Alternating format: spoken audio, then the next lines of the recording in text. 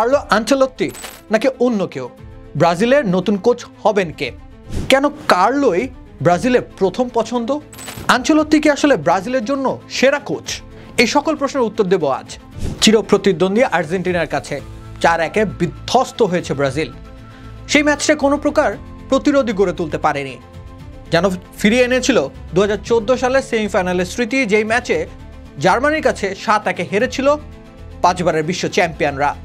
Brazil দল হারিয়েছে তার পুরনো জৌলুস, হারিয়েছে তার ছন্দ, হারিয়েছে নান্দনিকতা।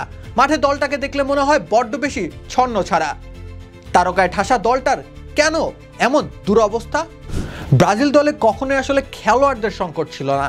যুগে যুগে সব নাম করা ফুটবলাররা ব্রাজিলের জার্সিটা গায়ে চড়িয়েছিলেন। এখনও তেমনটিই ঘটছে। ভিনিসিয়াস জুনিয়র, রাফিনহা, রদ্রিগো গোয়েস, তারা প্রত্যেকে আসলে নিজ নিজ ক্লাবের হয়ে দুর্দান্ত পারফর্ম করছেন, কিন্তু ব্রাজিলের ওই হলুদ জার্সিটা গায়ে নিজেদেরকে সেই অর্থে মেলে ধরতে পারছেন না। গলতটা আসলে কোথায়? গলতটা ম্যান ম্যানেজমেন্টে, গলতটা ট্যাকটিসে, গলতটা ডাগ আউটে। তিতের পর সেই অর্থে ব্রাজিলের ডাগ আউটে নিজেদের কেউই প্রমাণ করতে পারেননি। ডোরিভাল জুনিয়র তো রীতিমতো দলটাকে ডুবিয়ে মারছে। এই পরিস্থিতি থেকে পরিত্রাণ পেতে ব্রাজিল দল নিজেদের সংস্কৃতি থেকে বেরিয়ে আসছে এবং সেই বেরিয়ে আসার পথ হিসেবে তারা বেছে নিচ্ছে কার্লো আনচেলত্তিকে। ব্রাজিল দলে একটা বেশ পুরনো সংস্কৃতি রয়েছে। ব্রাজিলিয়ান বাদে কেউ আসলে ব্রাজিলের সেই ডাগ আউটের দায়িত্ব নিতে পারেনি। তবে ব্রাজিল নিজেদের সেই সংস্কৃতি থেকে বেরিয়ে আসতে চায়। ব্রাজিল ইউরোপিয়ান ফুটবলের সাথে কম্পিটটা করতে চায়। ঠিক সে কারণেই কার্লো আনচেলত্তি ব্রাজিলের প্রথম পছন্দের কোচ। কেন কার্লো আনচেলত্তি প্রথম পছন্দ সে কারণটা জানা গেল, কিন্তু কার্লোই কেন ব্রাজিলের জন্য সেরা? কার্লো আনচেলত্তির রয়েছে বিশাল অভিজ্ঞতা। তিনি জানেন ঠিক কি করে শিরোপা জিততে হয়। তার কাছে রয়েছে শিরোপা জেতার মন্ত্র।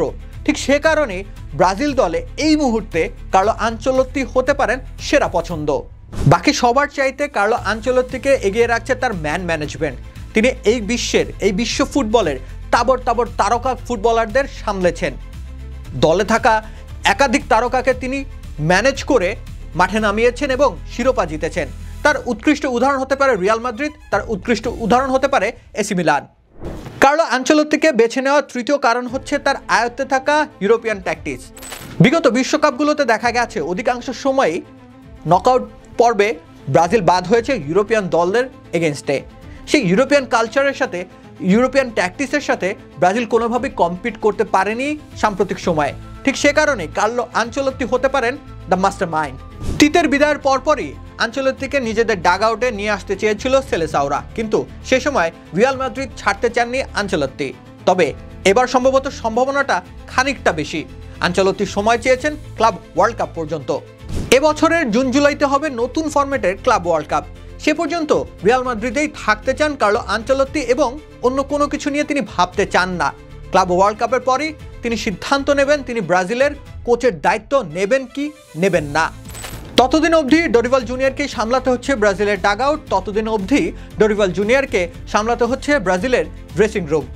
আর সেলেসাও ভক্তদের অপেক্ষা করতে হচ্ছে কার্লো আনচেলত্তির সিদ্ধান্তের।